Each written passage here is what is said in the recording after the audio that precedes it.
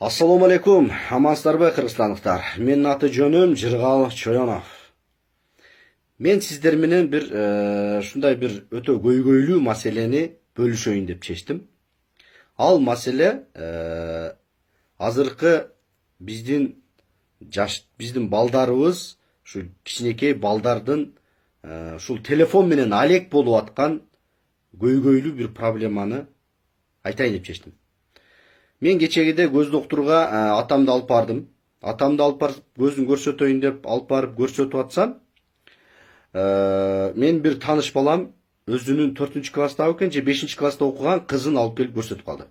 Анан мен сурадым, эмне болду десем, кызым дейт, ушу телефон көрүп ойной берип дейт, көзүнүн зрениясы, жанагы нуру азайып кетиптир. Мындайча айтканда. Анан врачтар да айтат, безилдейт врачтарчы. Ушу балдарга телефонуңар бербегиле, көрсөтпөгүлө, зыян депчи. Биз болсо эмне кылабыз? Балдарыбыздын көңүлүнө карап телефонду беребиз. Бирок ошол бала дейт, 25 жашка чейин барып очки тагып калат экен. 25 жашка барганга чейин очки тагып калат экен ошол балдарчы. Неге?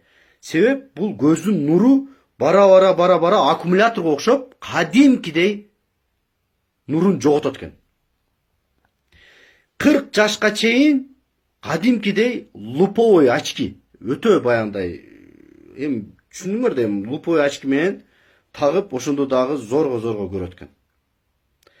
40 жаштан бир аз өткөндөн кийин абсолютно көз көрбөй калыш, бул толук мүмкүн ушундай болот экен.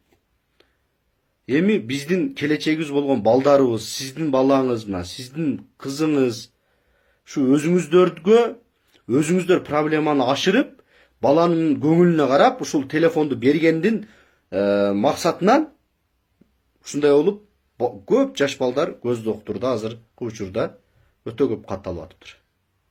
Ошондуктан урматтуу туугандар, келиңиздер. Баланын көңүлүн карабастан, баланын ден соолугуна карайлы дагы, телефонду мүмкүн болсо бербей эле коелу. Ушул видеону бөлүшүп коюңуздар.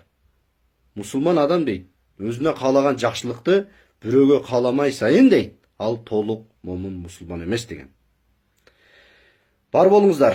Ассаламу алейкум, бөлүшүп коюңуздар. Эч качан оорубайлы балдарыбыз дагы.